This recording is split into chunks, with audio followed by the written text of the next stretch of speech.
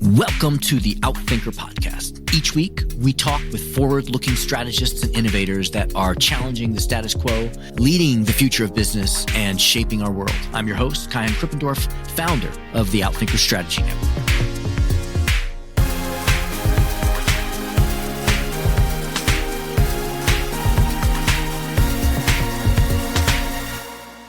Michael Schrage is a research fellow with MIT Sloan School's initiative on the digital economy. His research, writing, and advisory work focuses on the behavioral economics of models, prototypes, and metrics as strategic resources for managing innovation risk and opportunity. He's the author of several award-winning books, including The Innovator's Hypothesis, What Do You Want Your Customers to Become, and Serious Play. His most recent MIT Press book, Recommendation Engines, was published in the fall of 2020 as part of its Essential Knowledge series. He runs workshops and executive education programs on innovation, experimentation, and strategic measurement for global organizations. He's doing pioneering work in a number of areas, including selvesware, which is a technological term that he coined. He's looking at multiple selves, the interplay of humans and machines, of network effects and innovation, and the future of KPIs, digital performance management dashboards, and machine learning.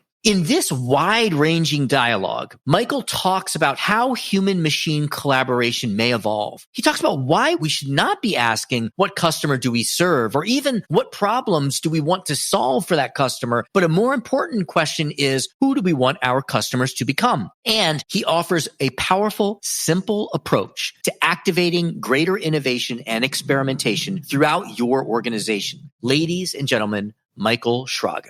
Michael, thank you so much for being here with us. It's great to have you. My pleasure. So I start my interviews with the same question of everyone, two same questions of everyone. The first is, just to get to know you personally, if you could complete the sentence for me, if you really know me, you know that. I like to laugh. Great. Love it. And when did you realize you like to laugh? I grew up in Hyde Park in Chicago. My parents were not particularly funny, but they had a good sense of humor. I grew up listening to Tom Lehrer. I got to go to Second City as a child. I loved improvisational humor. I loved the spontaneity. I loved the uncertainty. I loved the unpredictability aspect of it. I liked laughing. I mean, I was a fairly serious child and I grew up in a fairly serious neighborhood. So laughing served a double purpose. It was a source of relief, but it was also a different way of looking at things. It was a different way of juxtaposing novelty in ways that provoked amusement and curiosity. That's the long-winded version of that short question. Love it. And Second City, that's the school that a lot of Saturday Night Live performers came from, if I'm thinking right. Oh, yeah. Upright Citizens Brigade, the Groundlings in LA. I'd love to dig in more, but let's shift to strategy. Again, I ask this question of everyone and never get the same answer. What is your definition of strategy? Strategy, I'm going to do a flip on Herb Simon's definition of design, which is the ordering of intention. For me, strategy is about aligning capabilities to desired and desirable outcomes. The orchestration of capabilities to achieve and attain desired and desirable outcomes. Now, we can talk about over the length of time, etc., but I'm offering you a time independent of that. Got it. I love that. One thing I love about your work is just how diverse it is. And the common thread maybe is just improvisation. I don't know what it is, but each of them we could spend a lot of time on. So I'm going to pepper with a few different topics, but we can go where you want to go. The first thing I'd like to unpack for us a little bit, I use this a lot in my speeches. People just love this. What's a 5-5 experiment? That's interesting, and not irrelevantly or incidentally, it does tie into the improvisational aspect of things. The 5x5 experiment format framework give 5 people 5 days to come up with a portfolio of 5 experiments that can be run in under 5 weeks that cost less than $5,000. It's not because I have some sort of secret fetish for the number 5. It's what does it mean to design an experiment within constraints? Why did I do the 5x5?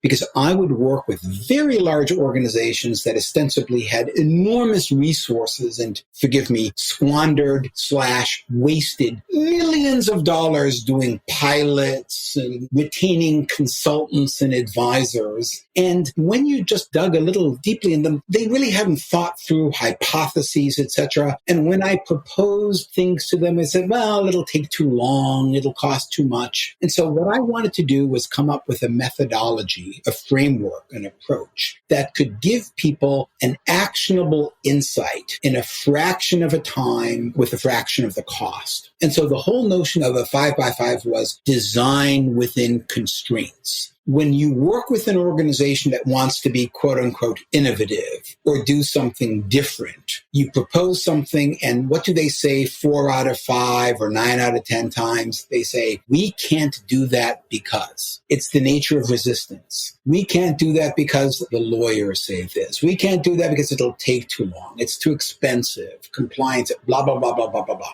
I wanted to come up with a methodology that allowed us to do fast, simple, cheap, scalable experiments to address and overcome the sources of resistance. So my serious academic background is economics and computer science. I'm very interested in, what does cost effective mean and what is the real virtue of digital technologies? Digital technologies dramatically reduce computational costs. They dramatically reduce transaction and coordination costs. So this mashup, this marriage of digital media, digital platforms, and rapid experimentation, my view was, you're still going to do the analysis, but designing digital experiments, lightweight, high impact digital experiments within constraints, that's going to give you big impact. Lightweight, big impact. Sorry for being long-winded on this, but that was the key insight there.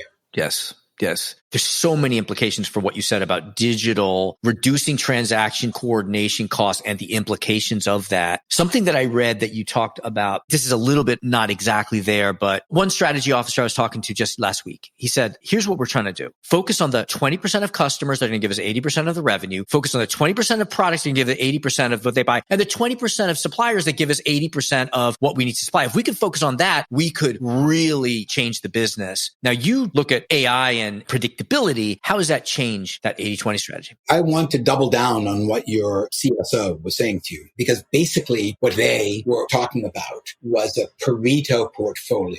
The 20% of the products that generate the 80% of the revenues or 80% of the margins. The 20% of the customers that generate 80% of the profits. To what extent do they overlap? To what extent do they intersect? To what extent do they run in parallel? Well, those are all analytical questions that you could use all manner of machine learning algorithms, from reinforcement learning to supervised learning to unsupervised learning, to identify. But here's where you get the real breakthroughs. And no, I am not a quasi-reductionist. But when you're talking about what 20% of the products generate 80% of the revenues or margins, perhaps the question you really want to ask is, what 20% of the use cases into which those products are applied generate 80% of the value?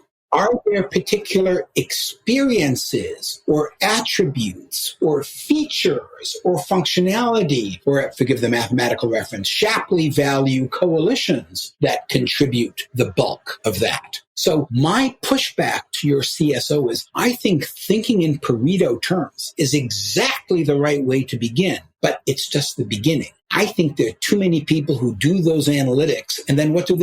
They double down on those products. They come up with a new and improved version, or they do a better job of identifying the 80-20 within the 80-20, or super customers. That's okay, but let's not forget something. Product market fit is just a moment in time. If I'm a chief strategy officer, I've got to be concerned with more than just a moment in time. I've got to be concerned about the trajectory I want to be on. And forgive the calculus reference, but who do I want my customer to be at this point when I take the derivative of the product, when I take the second derivative and see how quickly we're innovating with our customers, for our customers, with our suppliers, for our suppliers? suppliers in collaboration with our suppliers, or decide, we need a different kind of supplier. We need to have a different kind of user or customer experience. Or, if you put these two use cases together, you may actually transform the way our best customers in a B2B environment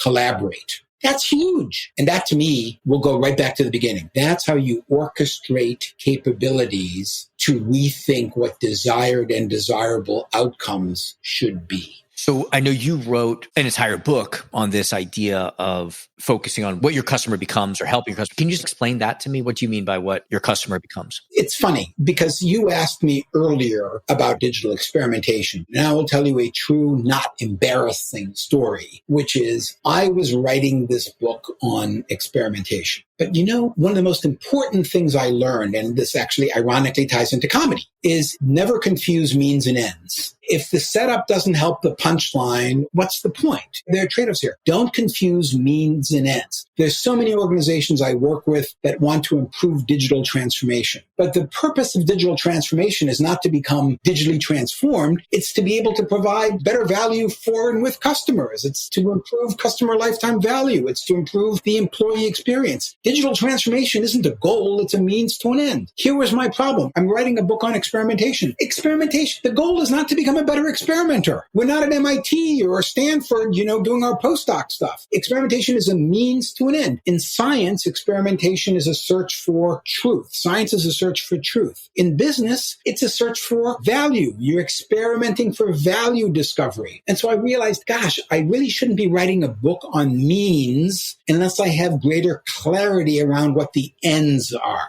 What's the ends in a business? For me, not a better product, not a better service. I look at products and services as means to an end. What's the end? Customer value. Who do I want my customers to become? Now, I do the backcasting thing. Did Sam Walton know who he wanted his customers to become? Yes. Everyday low shoppers around the best branded goods. Did Martha Stewart know who she wanted her customers to become? Yes. Better living, high-end, with enough DIY that you feel empowered. Not like, forgive my vulgar language, a bitch to a luxury brand. Did Larry and Sergey know who they wanted their Google customers to be? Searchers. Does Jeff Bezos know who he wants his customers? Yeah. You look at the great visionary entrepreneurs, they can tell you what business they're in, but they can also tell you who they want their customers to become. Got it. Okay. I may not have the right connection here, but you also talk about, we have multiple selves, right? We have, like, when I search on Amazon, sometimes I'm a father on the beach and there's a book I want to read. Sometimes I'm a podcaster, there's a book I want to read. We have multiple selves. And so talk to me about that. You completely get it, because we'll go back to Walmart. My wife has been involved in marketing and advertising. And of course, the Walmart persona, although everybody shops at Walmart and at Amazon, the Walmart persona was the soccer mom. Shopper mom. It's mom. You're marketing to mom. It's a persona. That was the thing that became interesting to me, which is customer lifetime value. Who do you want your customers to become? But then you realize that can be a fairly narrow aperture. People are complex. There are many aspects to ourselves. So let me give you an example of why I was galvanized by this frankly obvious notion. So I write a book on recommender systems, recommendation engines for MIT Press. And you're looking at recommendation engines transformative. Amazon, Spotify, TikTok, Facebook, Google, Gmail. I mean, one of the flux points in the 21st century is that many people look to their phones for good advice and recommendations, not through a phone call with a friend, but through a recommendation engine, and vice versa. They get advice from a friend and they plug it in and see what the reviews are, or they come up with something and they see if any of their friends know it. So the whole notion of advice is of interest. Now, there's a catch. Forgive the mathematical phraseology. What does the recommender recommend to? Sort of like the centroid, the average self. Okay, so as you might guess, I read a lot of books. I read a lot. I find a bunch of people interesting. And I'm getting the average, for me, the centroid recommendation for music from Spotify, for books from Amazon, for academic articles, ResearchGate, blah, blah, blah. What's the serious point? I want a recommendation engine that gives me recommendations for the curious Michael, for the Michael that wants to learn about something that he knows very little about. So it has to be accessible to Michael. So it's not just a search to the average Michael. It's a recommendation to an aspect and an attribute that Michael seeks to emphasize. And in that particular case, that might be the opposite of what it knows you've already read. Exactly. And that is why the issue of multiple selves is so intriguing to me, because we may want to service somebody in their day-to-day use case, but that person may have a vision of themselves. I mean, imagine what LinkedIn could do, providing job recommendations for a future self. I'm in academe, but what I really want to do is become an entrepreneur. What suggestions for links and connections should be made if what I really want to do is not get tenure at a top 20 research university, but I want to be the CTO at a startup that has a sustainability or environmental emphasis? Yeah, can I do searches? Sure, I can do all that. But why not a recommender? Why not use AI and machine learning, all of this data and the history of my choice to make more bespoke, targeted recommendations to that aspect of my future self? So let's take that recommender. It's your phone or it's your Google or Alexa or whatever. That thing starts getting really smart. Well, first of all, do people follow algorithmic recommendations? And what happens when the algorithm becomes smarter than us? Okay. You have put your finger on what I think is one of the most important issues, forgive me for sounding grandiose, one of the most important issues facing humanity. I'm an Uber driver. I'm an Amazon, am I a slave to my algorithm? Lyft or Uber algorithm that says turn left, turn right, here's the map, you go this way. Where do I have agency? And that's why, I mentioned my background is economics and computer science. The aspect of economics that I'm most interested in is behavioral economics. Kahneman, Tversky, Sunstein, and Thaler. By the way, Kahneman and Thaler are Nobel laureate economists. Choice architectures. How do we get recommendations not as orders to follow, but as options to explore and exercise? I like choice. I find choice, if they're good choices, empowering, not constraining or frustrating. And that's where it becomes a combination of art and science. So let me just give you a practical use case. And full disclosure, I've had this conversation with Amazon. We know that Alexa is going somewhere when you come in from work one day and you say, Alexa, play me a sad song. And Alexa says, how sad? And you say, very sad. And Alexa plays the song and you feel your eyes well up with tears. We can do that with happy song. Alexa, who should I talk with to cheer me up?